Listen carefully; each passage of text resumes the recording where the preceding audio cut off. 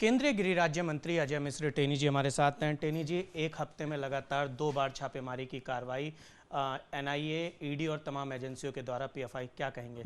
देखिए, पीएफआई के खिलाफ जो भी कार्रवाई हुई है वो चाहे वहाँ पर छापेमारी की हो या गिरफ्तारी की हो, ये निरंतर चलने वाली जो सरकारी एजेंसियों की जो खोज होती हैं, जो उसमें संदेह आते हैं, जो संदिग्ध ऐसे जो हमारे एजेंसीज़ हैं जिनके बारे में जानकारियाँ इस तरह की होती हैं, उनकी निरंतर जांच करना ये एक सामान्य प्रक्रिया होती है। और उसमें कुछ चीज़ें ऐसी आईं जिससे ये लगा कि पीएफआई की कहीं ना कहीं राष्ट्र विरोधी कार्यों में संलिप्तता है और उसके कारण वो जांच हो रही है। एनआईए एक सक्षम एजेंसी है, वो जांच कर रही है और जांच के दौरान जो तथ्य आए हैं, जो एविडेंस आए हैं, जिस तरह के उनको तथ्य मिले होंगे, उसी के आधार पर गिरफ्तारियां और छापेमारी की गई है। सर, कहा जा रहा है कि अयोध्या हो, काशी हो, हिंदू जो धार्मिक स्थान है वो उनके टारगेट पे थे और वहाँ अस्थिरता पैदा करने की कोशिश थी। देखिए, ये निरंतरता से, जैसे मैंने कहा कि ये सस्टेनेबल प्रक्रिया है, लगातार चलती है। जो इस तरह के तथ्य होते हैं उनके विरुद्ध हमेशा ऐसी जांच एजेंसियां प्रभावी ढंग से जांच भी करती हैं और उससे जो तथ्य मिलते हैं उनके आधार पर कार्रवाई भी करती हैं।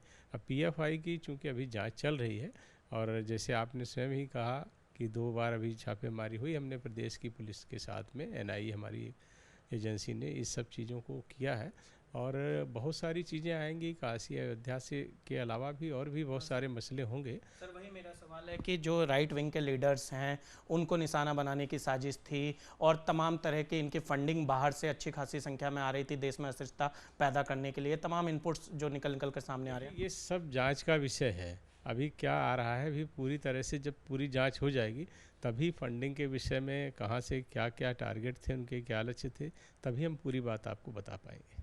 आखिरी सवाल सर, क्या पीएफआई, अब समय आ गया है कि पीएफआई को पूरी तरीके से बैन कर दिया जाए और इससे जुड़े राजनीतिक संगठन एसडीपीआई को भी? देखिए, इस समय देश में एक सक्षम सरकार है और हमारे प्रधानमंत्री जी, गृह मंत्री जी के नेतृत्व में हम देश के अंदर पूरी तरह से स्थिरता, शांति, कानून व्यवस्था पूरी तरह से बना करके लगातार काम कर रहे हैं।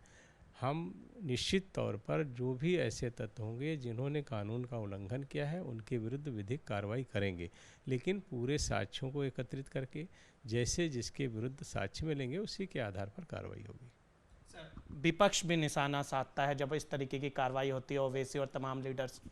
देखिए, ये हमारे देश का दुर्भाग्य है कि कुछ इस तरह के राजनीतिक दल हैं जो निरंतर राष्ट्र विरोधी तत्वों में जो संस्थान, जो ऐसी एजेंसियां, जो ऐसे संगठन जुड़े हैं उनके साथ भी खड़े हो जाते हैं।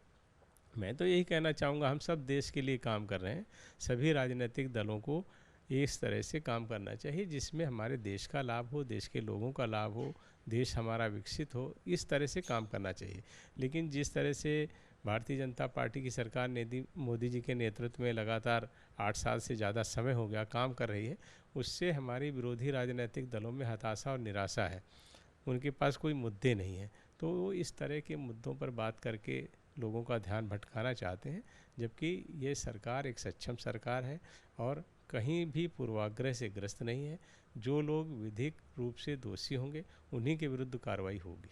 शुक्रिया हमसे बातचीत करने के लिए। तो जाहिर सी बात है कि जो लोग विधि के रूप से दोषी होंगे केवल उन पर कार्रवाई की जाएगी और विपक्ष फिलहाल हताश है, इस तरीके की बातें इसलिए वो कर रहा है। कहना है केंद्रीय गृह राज्य मंत्री अजय मिश्र टेनी साहब का।